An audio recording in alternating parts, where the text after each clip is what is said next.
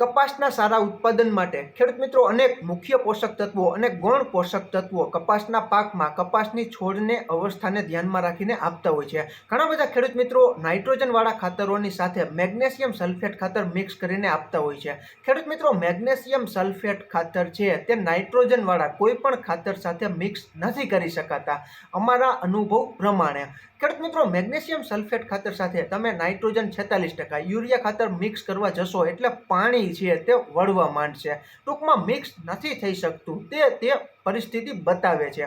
ઘણા ખેડૂત મિત્રો મેગ્નેશિયમ સલ્ફેટ અને કેલ્શિયમ નાઇટ્રેટ પણ મિક્સ કરીને ટપકમાં આપતા હોય છે. ખેડૂત મિત્રો આ બિલકુલ રીતે મેગ્નેશિયમ સલ્ફેટ ખાતર સાથે નાઇટ્રોજનવાળા કોઈ પણ ખાતર મિક્સ નથી કરી શકાતા. કેલ્શિયમ નાઇટ્રેટ તમને એમ લાગે કે મેગ્નેશિયમ સલ્ફેટ આપણે 5 મિનિટ પહેલાં ચડાવી દીધું છે ટપક પિયત પદ્ધતિમાં, તો 10-15 મિનિટ પછી કેલ્શિયમ નાઇટ્રેટ આપીએ તો કેમ થાય? હવે ખેડૂત મિત્રો તમે ચા પી લીધી હોય અને તરત જ પાછળ શરબત કે ઠંડુ પીણું તમને પાવામાં આવે તો બંનેનો જે સ્વાદ છે, ચા જે તમે પીધો હશે તેની લિજ્જત તમને નહીં આવે. ટૂંકમાં તમે પી તો લેશો પાછળથી ચા પીધા પછી શરબત અથવા તો ઠંડા પીણા, પણ જે ચાનો જે સ્વાદ હશે તે જતો રહેશે.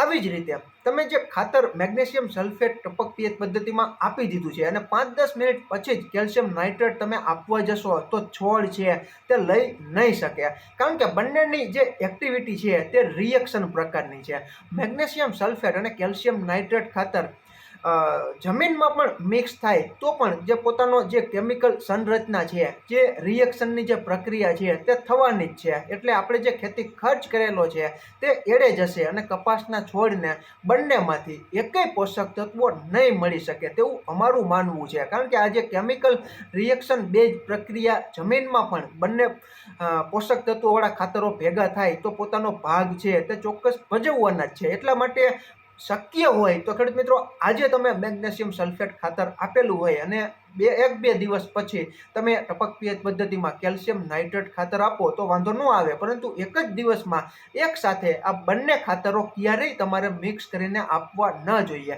તમે મિક્સ કરીને આપશો તો બંનેના જે સાઇડ ઇફેક્ટ છે, જે રિએક્શન છે, જે મિક્સ નથી થઈ શકવાના પાણીમાં અને તમારો જે ખેતી ખર્ચ છે તે બંને એળે જવાની પૂરેપૂરી શક્યતા છે. એટલા માટે શક્ય હોય ત્યાં સુધી નાઇટ્રોજનવાળા ખાતરોની સાથે મેગ્નેશિયમ સલ્ફેટ અથવા બીજા ખાતરો છે તે જે સુસંગત હોય તે જ તમે આપી શકો છો.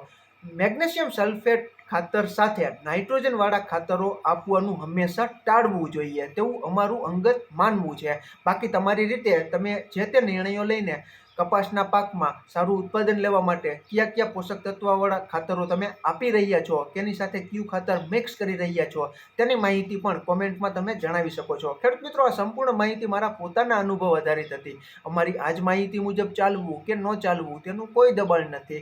તમને યોગ્ય લાગે તે પ્રમાણે તમારી રીતે ખાતર વ્યવસ્થાપન કપાસના પાકમાં આપીને ખૂબ સારું કપાસનું ઉત્પાદન લ્યો અને સારા બજાર ભાવનો લાભ મેળવો તેવી આશા સાથે ખેડૂત મિત્રો આ માહિતી આ વિડીયોમાં પૂરી કરી છે. આભાર.